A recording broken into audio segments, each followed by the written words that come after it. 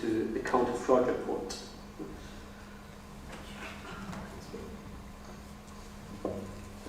Good afternoon, thank you. So some of the key messages from our half-year fraud report are that we have achieved 34 outcomes from our tenancy fraud work, and that is responsible for the bulk of the notional £4 million savings. We've identified recoverable savings of £560,000, and we are increasing our focus on fraud prevention work and are implementing a fraud prevention plan strategy. The bulk of our proactive fraud work in the first half of the year has been around the National Fraud Initiative data. We received over 14,000 matches. Work on that to date has saved some £221,000. We undertook a blue badge enforcement event in the city centre back in September. We have 3 ongoing cases in respect of suspected misuse of blue badges. I think it's important to note that we always get a lot of public support for those events, in particular from blue badge holders.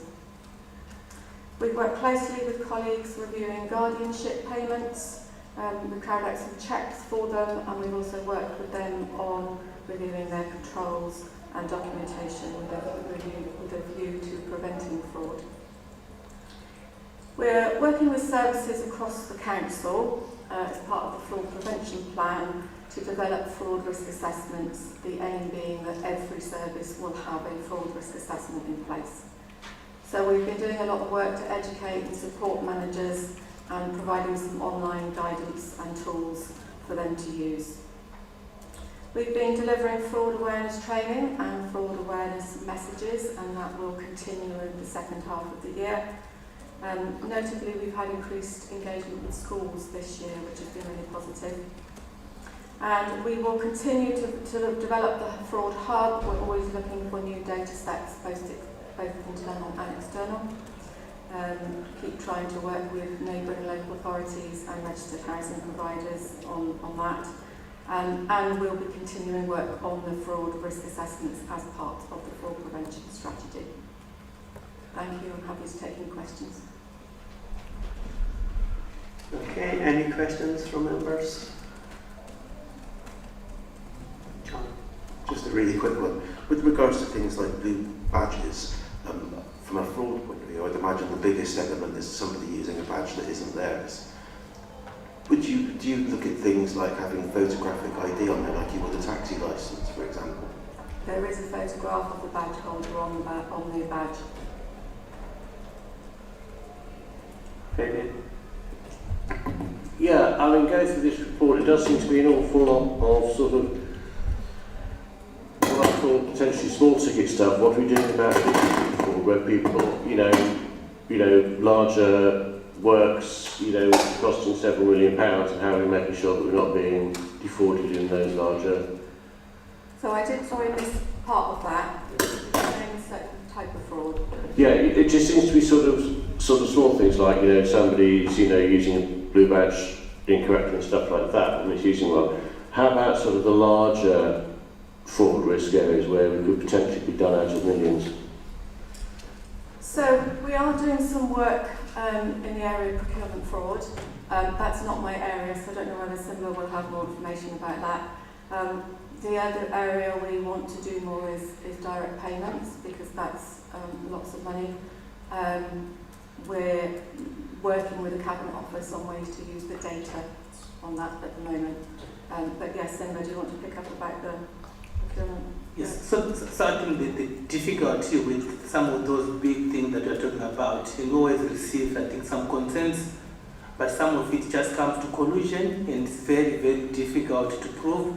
So yes, there's work that's happening, and I think there's stuff that colleagues in procurement and us are working on, trying to see whether we can use some of those fraud red flags on procurement, but that area is very, very difficult. You find that a lot of people publish that there's a lot of procurement fraud, but there are very, very, very few instances where that is actually proven, because it's very, very difficult to prove. But we are alive to that. That risk is there, and we try to do as much as we can to make sure that that's mitigated. So the key issue, I think, is not about investigating, it's about preventing, so that that risk doesn't materialize. Because once it is materialized, it's very, very difficult to prove. So the work that's being done is around prevention, and that's where we're focusing our energy. Just one quick comeback to that, I might share. Do we have a process in place of making sure that we check that work has been done before we pay the bill? Because otherwise you get people, I'm just saying this from my own sort of public sector fraud awareness training that I've had to do. You know, it's very easy for someone to inflate a bill or charge for something that hasn't been done, and unless we actually go and check, you know, that the repairs have been carried out or this or that, unless we check it's been done before we pay, then we could be paying and haven't done the work, they've just taken the money. So some of these things have to be managed through contract management, because I think the service which have commissioned that work are responsible for making sure that they are paying for what they've commissioned. So yes, that's why we want working set to make sure that we have sufficient controls to make sure that we are paying for what we have commissioned. But it has to be, I think it has to be part of prevention, not the end process where you're looking for or to recover money. But yes, the controls around that are the most important ones to look at. But it has to be done through contract management. So those are people involved in contract management trained in dealing with fraud and how to be aware of fraud? Yeah, I can answer that. So we've got quite a robust training programme for all officers who commission services or our contract managers, and that includes fraud prevention, paying timely invoices once work is complete. So it's quite a robust training that all council officers responsible for those areas have to undertake as mandatory.